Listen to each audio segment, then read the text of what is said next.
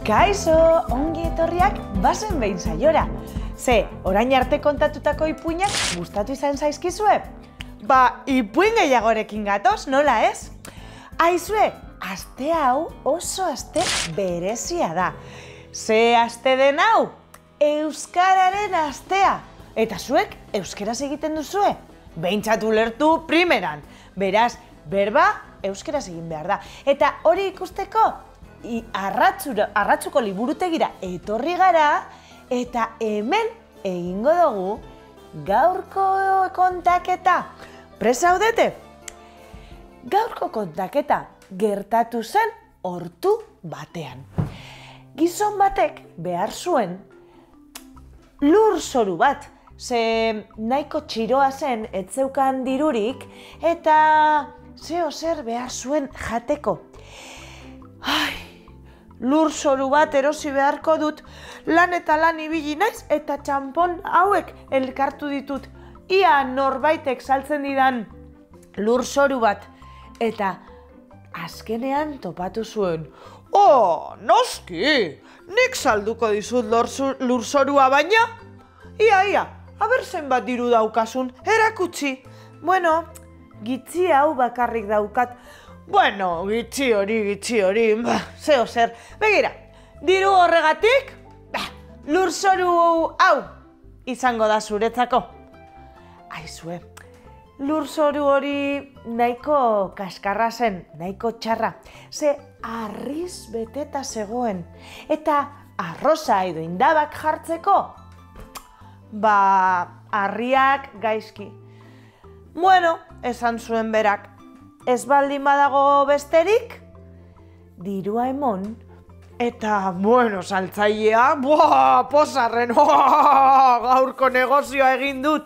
Eta bera, gelditu zen bere lurzoru berrian lan egiten. Lehenik kendu behar zituen harri guztiak. Hasi zen handiekin. Harri handiak kendu, eta harri handi guztiak kendu zituenean, txikiagoak kendu zituen.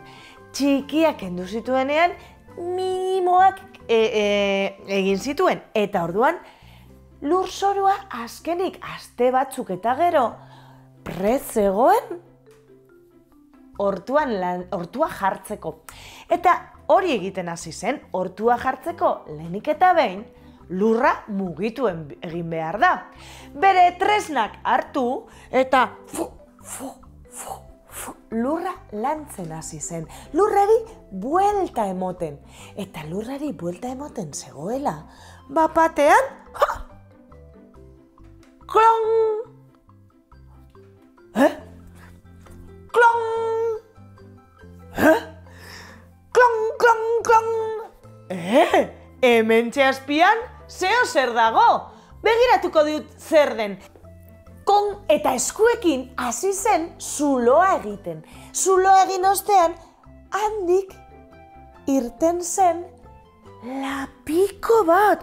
Ze lapikoa, zarra zen lapikoa, Baina berak ez zeukan lapikorik, orduan erabaki zuen etxera eramango zuela. Eta gaur behintzat indaba gozoak egingo zituela. Bere lapikoa hartu, bere tresnak hartu, eta etxera joan zen. Etxera heldu zenean, gaua zen, antze utzi zuen lapikoa, lapikoaren barruan lan egiteko tresnak utzi zituen, eta bihar egingo ditut indabak. Ohera joan zen. Urrengo goizean, esnatu zenean, gaur bai, indabak prestatuko ditut. Lapiko hartu, erramientak hortik barrutik atera, eta... Bere erramientak eskuetan zeudela, konturatu zen, lapikoaren barruan beste erramienta batzuk zeudela. Berriro ere erramientak atera, klaro, orain bi ditut. Lapikora begira eta beste erramienta batzuk zeuden hor. Bat, bi, hiru?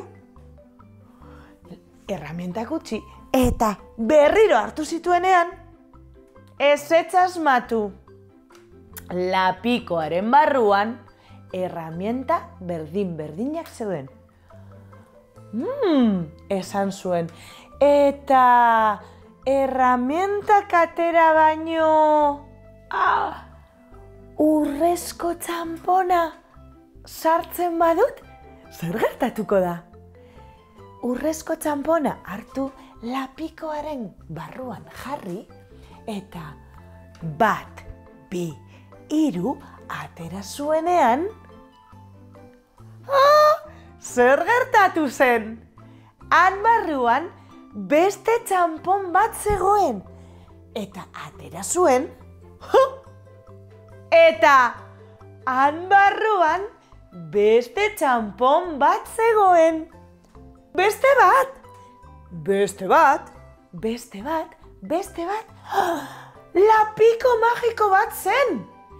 Ara sartzen zuen gauza bakoitza bikoiztu egiten zen. Ze pozik jarri zen!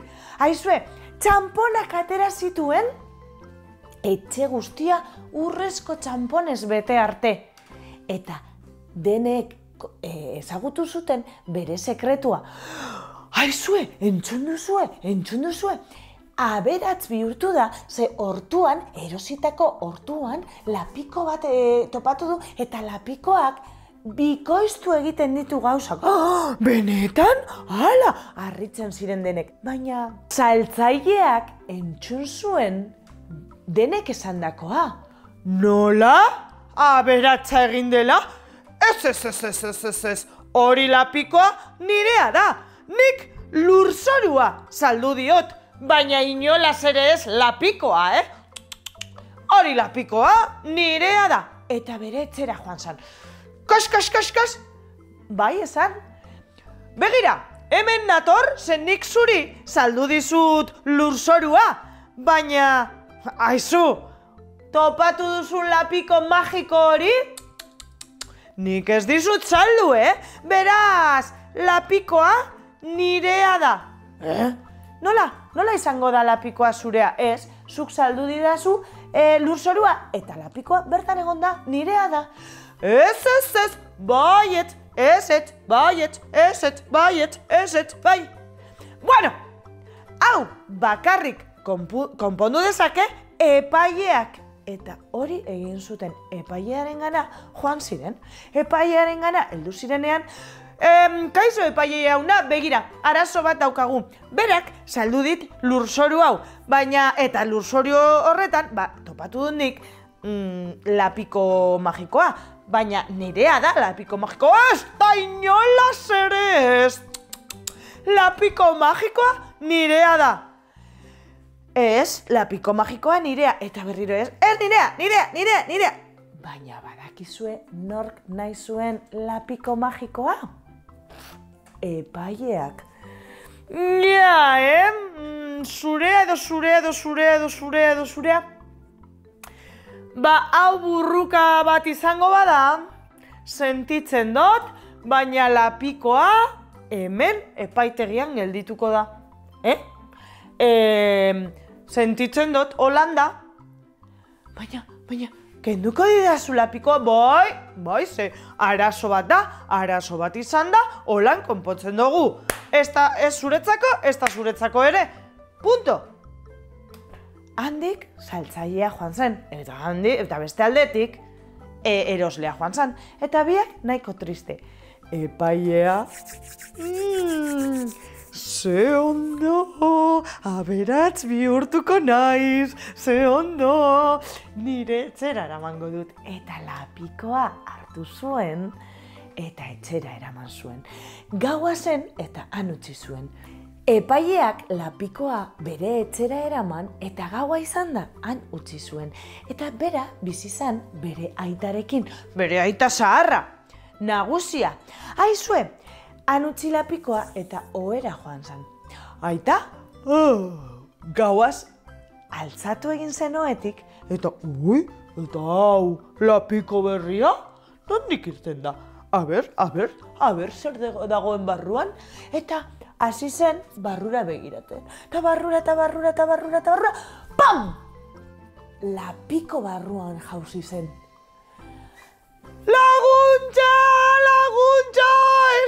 naiz irten! Epaileak entzun zituen oihuak, eta ara joan zen, aita, baina zer gertatu da? Jauzi egin naizela, lagundu! Tira, aita hartu, ondo heldu, eta 1, 2, 3, eta atera zuenean,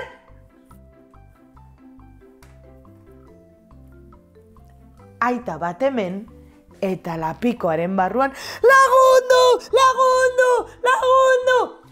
Baina nola izan daiteke, bi, hau, nari aita.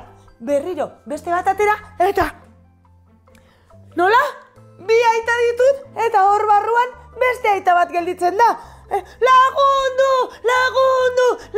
baina zein da nire benetako aita? Nik!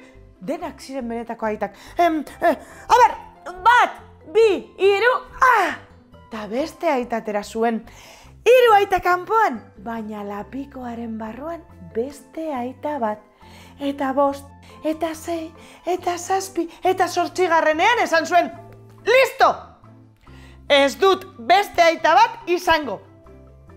Lapikoa hartu, hortuan zulo bat egin, han sartu zuen lapiko eta aita bat, ondo estali, eta orain zein da nire benetako aita.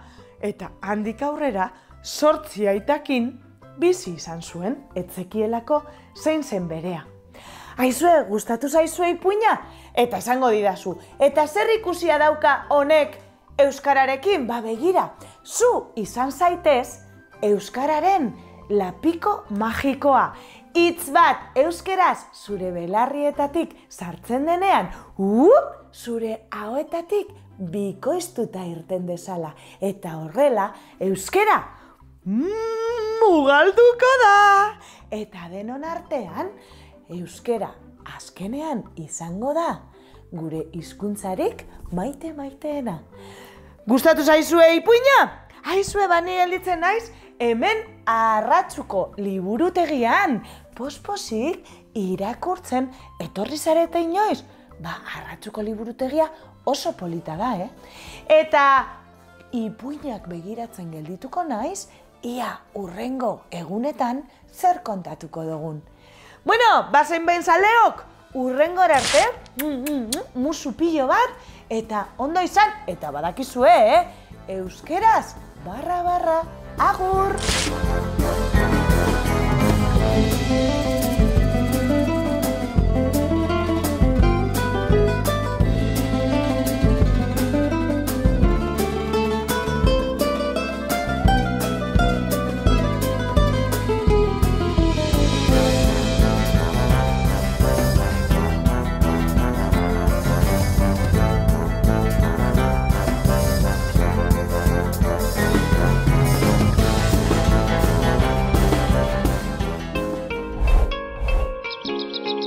Bizkaiko Foru Aldundiak babestutako hedabidea.